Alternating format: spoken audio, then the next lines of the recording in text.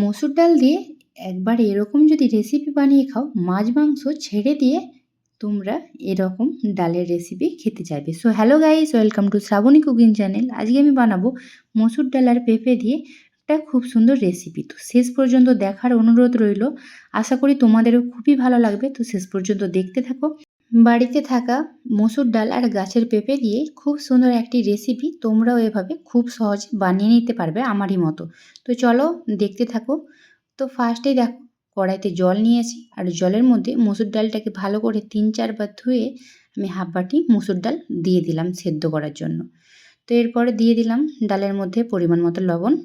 যেহেতু ডালটা সেদ্ধ করবো এখন, তো একটু খুন্তি দিয়ে নাড়াচাড়া করে নেবার পরে অসাধারণ একটি রেসিপি, তোমরা যদি না খাও খুবই মিস করবে। তো অবশ্যই একবার শেষ পর্যন্ত দেখে তোমরা ট্রাই করো। তো এরপরে ডালটা সেদ্ধর জন্য আমি ঢাকনাটা লাগিয়ে দিলাম। তো এদিকে দেখো, আমি পেঁপে কেটে নিয়েছি, একটা গোটা কাঁচা পেঁপে এরকম করে ভালো করে খোসা ছাড়িয়ে কেটে ধুয়ে আমি ফ্রেশ করে জলটা ঝরিয়ে নিয়েছি। তো এরকমভাবে কেটে নিয়েছি পেঁপেটা।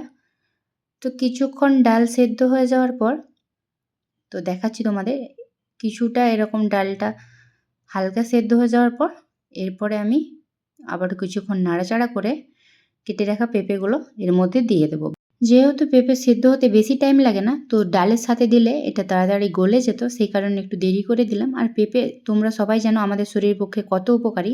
তো এরপরে পেঁপের পরিমাণে আমি লবণ দিয়ে দিলাম আর দিলাম পরিমাণ মতো হলুদ গুঁড়ো কালারের জন্য। তো এরপরে দিয়ে দিলাম এটা ১ চামচ জিরে গুঁড়ো। তো দেওয়ার পরে ভালো করে মিক্স করে নিচ্ছি এভাবে খুন্তি দিয়ে।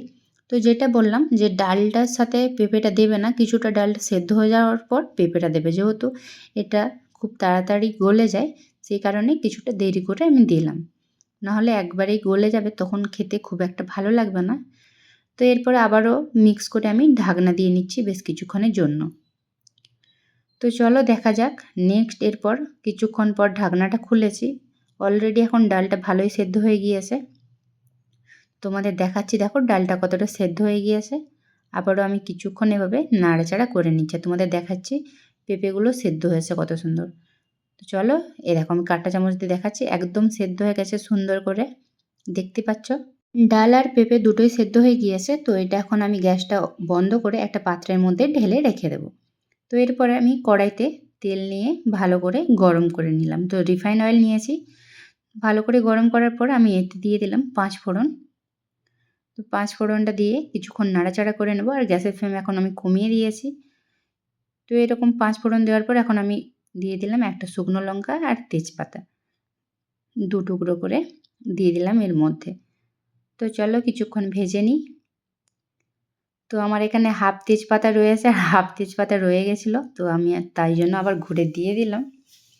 তো চলো এখন ভালো করে এটা কিছুক্ষণ এভাবে ভেজে নিতে হবে। ডাল কিন্তু ৫ ফোড়ন ছাড়া স্বাদ হয় না খুব একটা, সেই কারণে ৫ ফোড়ন আমি দিয়ে দিলাম।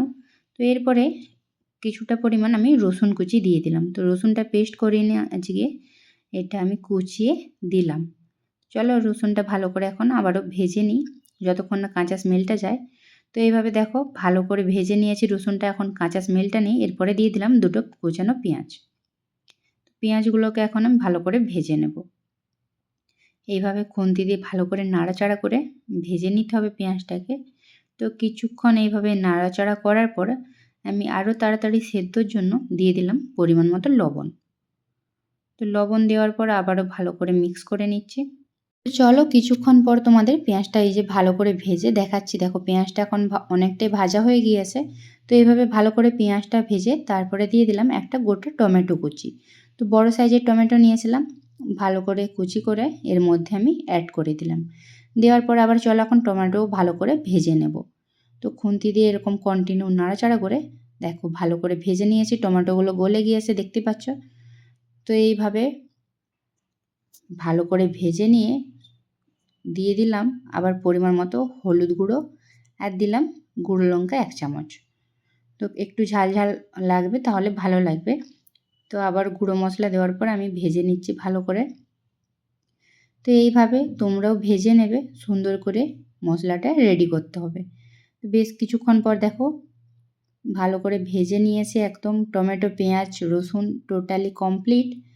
তো এইভাবে গ্রেভিটা রেডি করে আমি এতে ডবল কুসুমের একটা ডিম দিয়ে দিলাম। তোমরা এমনি সিঙ্গেল ডিমও ইউজ করতে পারো, কোনো প্রবলেম নেই। আমি ডবল কুসুমের দিলাম, তোমরা সিঙ্গেল কুসুমেরও ডিম দিতে পারো। তো একটা ডিম দিয়ে দিলাম এর মধ্যে আমি। ডিম দেওয়ার পর আবার ভালো করে ভেজে নিচ্ছি।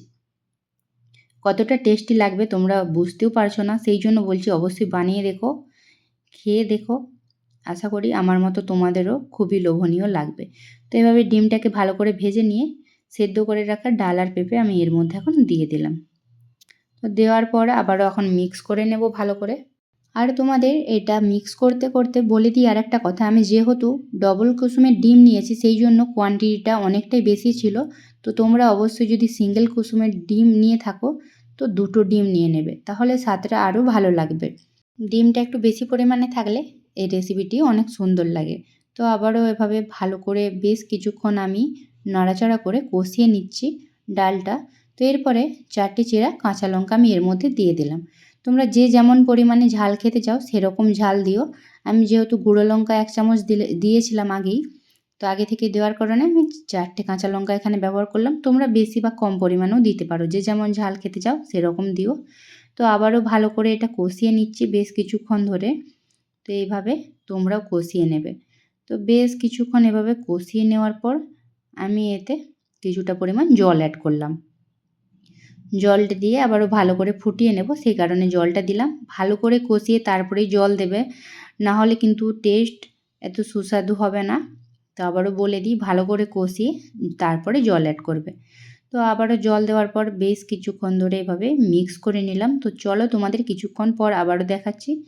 তো দেখো ডালটা অলরেডি ফুটছে, এখন দেখতে পাচ্ছ।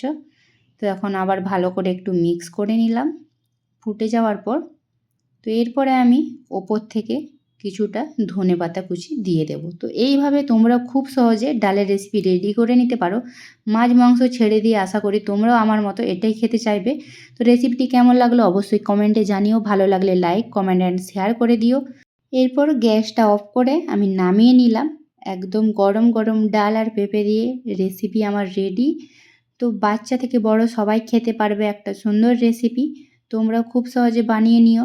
আর আমার চ্যানেলে নতুন হয়ে থাকলে চ্যানেলটিকে অবশ্যই সাবস্ক্রাইব করে পাশে থেকো, পাশে থাকা বেল আইকনটি ক্লিক করে দিও যাতে করে নোটিফিকেশান সবার আগে তোমার কাছে চলে যায়। তো এরপর গরম ভাতের সাথে আমি নিয়ে নিলাম। তো চলো আজকের মতো টাটা, দেখা হচ্ছে নেক্সট ভিডিওতে।